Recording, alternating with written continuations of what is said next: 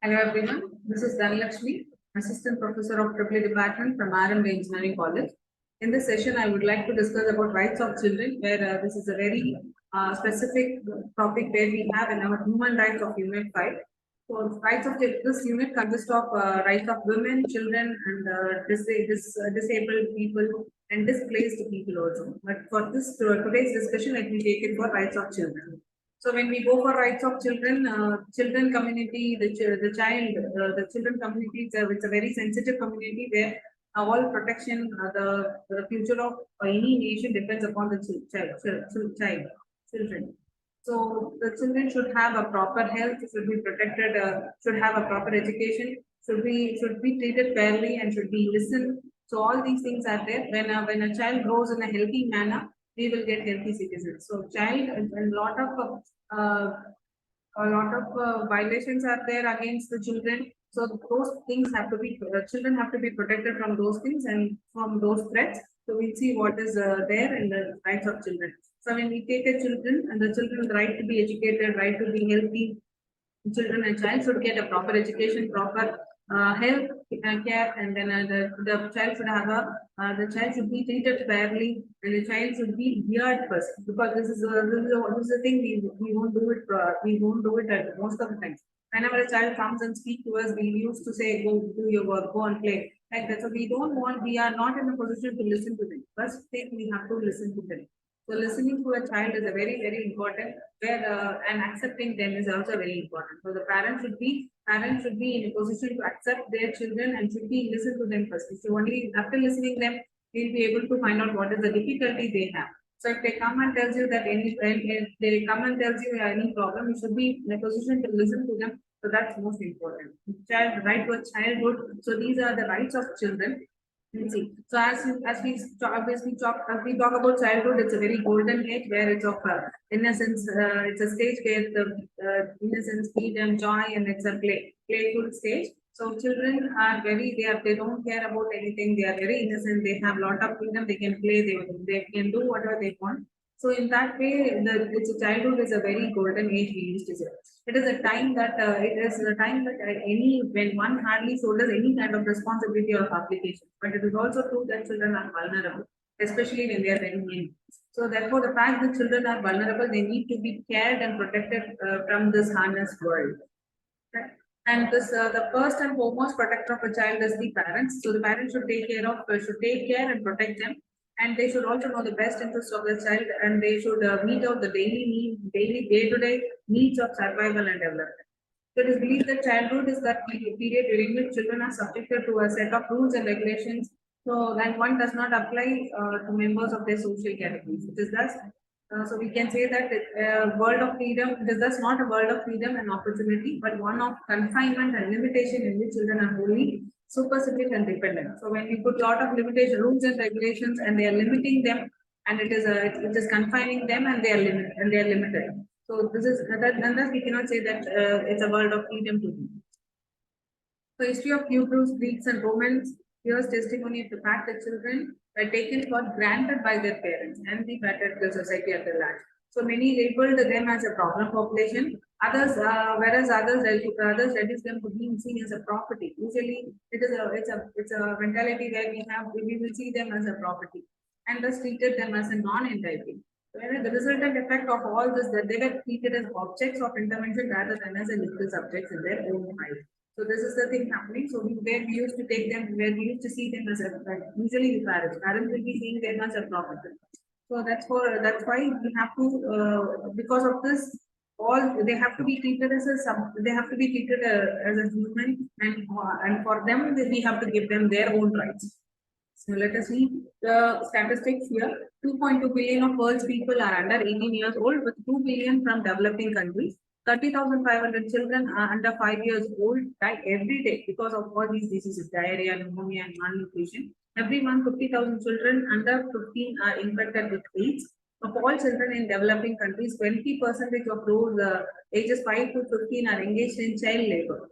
So in child labor in hazardous and harmful conditions. 30% under 5 are underweight, nearly 40% suffer from growth and standard growth, and over 50% are malnutrition. So more children today live in poverty than 10 years ago, and more children find themselves in more violent and unstable environment. So there are an estimated 200 million children with disabilities in the world. Out of a global population of about 2 billion children, in other words, approximately 10%, we say 10% of the total population of the children, majority living in developing countries, are born with disability. They become disabled. And 72 million primary school children are not even enrolled in the school. So this is the statistics it is giving us. And globally, 36% of women aged between 20 to 24 are getting married, and and you can see that 14 million adolescents between 15 and 19 give birth each year. So girls in this age group are twice are likely to die during their pregnancy or childbirth.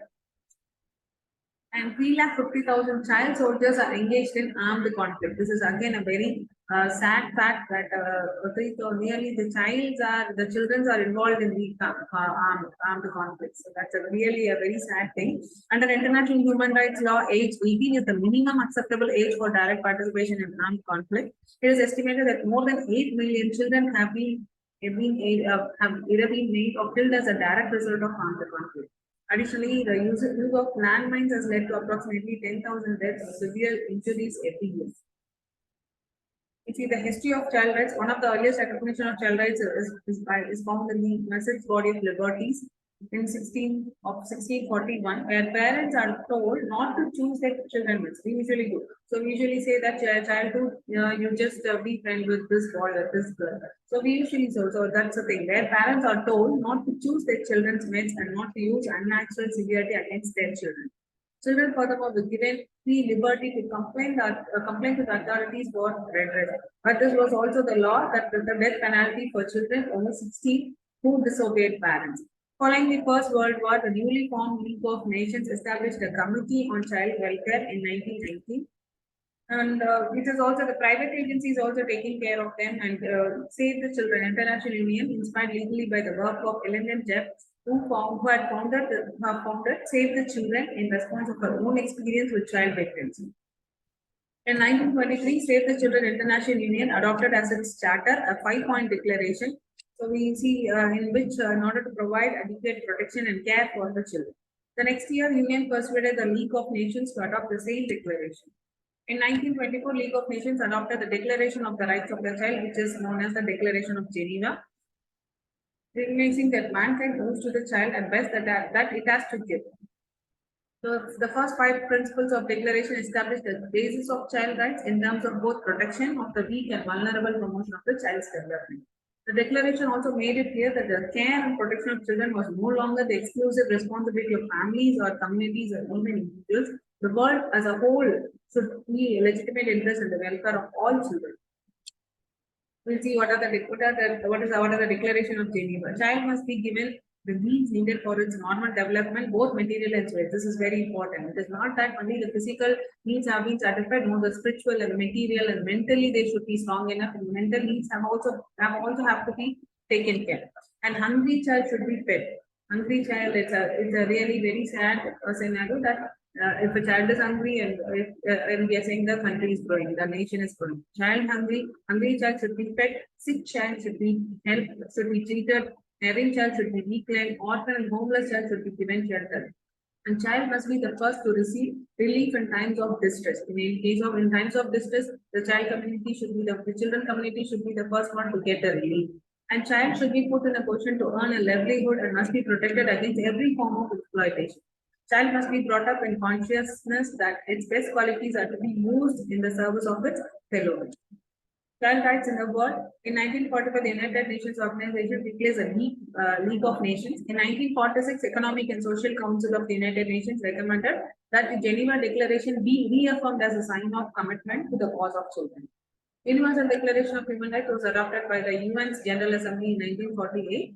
UN General Assembly adopted Declaration of the Rights of the Child on 20th November 1959, which was expansion of Geneva Declaration from 5 principles to 10 basic principles. So UN Declaration of the Rights of the Child, we'll see one by one. Now, non-discrimination, special protection, opportunities and facilities to develop physically, mentally, morally, spiritually and socially in a healthy and normal manner and in conditions of freedom and equality. Very important.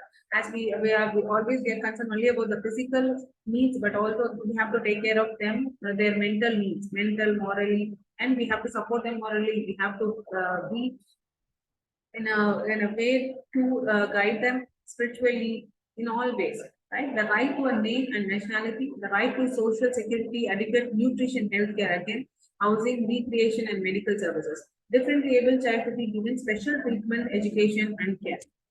The need for love and understanding so that the child grows in the care and responsibility of his parents and an atmosphere of affection and moral and materials is very important.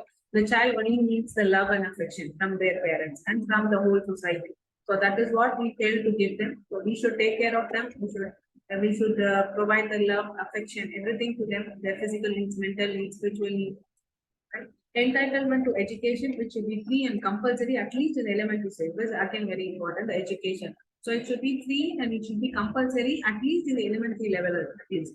The child should be among the first to receive protection relief in all circumstances. We already discussed in the times of distress or in the relief, the child should be the first one to receive it. And protection against all forms of neglect, cruelty, exploitation, and everything, including employment, child labor. So we should protect the children from the child labor, protection from practices that may cause racial, religious, and other forms of discrimination. Thank you.